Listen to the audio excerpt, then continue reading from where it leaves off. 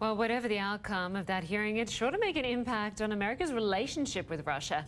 Clare Sebastian is tracking this reaction from Moscow. Good to have you with us, Claire.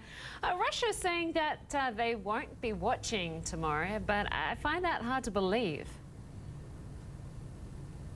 Yeah, Lynda, I think, you can safely assume that when the FBI director is testifying under oath on Capitol Hill about Russia, that someone at least in the Kremlin will be watching. But you're right, publicly they're saying that they're busy with their own work, that they, have better things to do, frankly. This is the latest comment that we got on Friday from Kremlin spokesman Dmitry Peskov, who said rather colourfully, this is a broken record with futuristic songs. The Kremlin has repeatedly denied from the very start that it had anything to do with meddling in the US election. It has insisted repeatedly that any contacts between Russian officials and the then Trump campaign, now Trump administration, were anything other than the normal day-to-day business of diplomacy. But look, there are also nuances to the way they view this. I think the Kremlin spokesman Dmitry Peskov said it best himself in a recent interview with Fareed Zakaria. Take a look.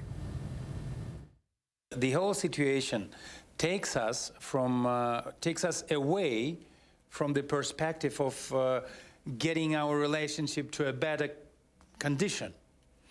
We quite unexpectedly we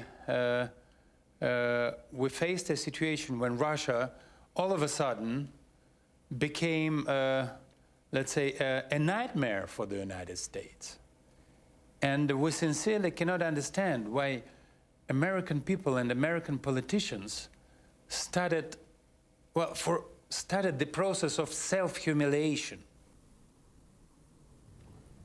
Self-humiliation there, Lynda, is an interesting word, because certainly you could argue that it is politically expedient for the Kremlin to paint this as a sign of American weakness so that they look stable by comparison. But on the other hand, there's clearly a realization by the Kremlin that Russia has become Trump's biggest Achilles heel. Dmitry Peskov there calling it a nightmare, and that this may stop his ambition of creating better ties between Russia and the US. And certainly, if anything incriminating about the Trump administration and Russia comes out in tomorrow's hearing, that will become even more apparent. So I think that's why you see the Kremlin so strenuously distancing themselves from this.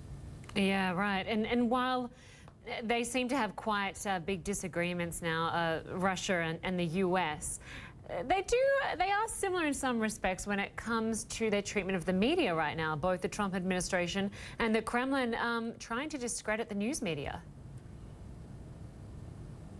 Oh, absolutely, and particularly not the Russian news media, the US news media has come under fire here in Russia a fair amount recently. The Kremlin accusing it essentially of stirring up anti-Russian hysteria with all of these accusations flying around about Russia. Another interesting point is that we've been hearing the term fake news a lot coming out of Russia, what it calls fake news. There's been several high-profile efforts to combat that. The Russian Foreign Ministry recently launched a new section of its website to kind of debunk what it calls fake news stories. Articles from various Western outlets are getting a big red stamp saying fake across them. In most of these cases, we do know that they are not fake, including an article there from CNN. Russian state news channel RT has also launched a new website called Fake Check, which it says aims to lead readers through various questions it should be asking to decide whether or not stories are fake. The stories on that site do clearly correspond to Russia's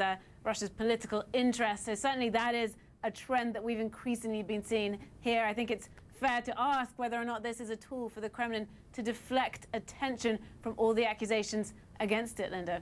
Okay, Clare Sebastian, we will, of course, be watching the hearing closely tomorrow. Great to have you with us. Thank you.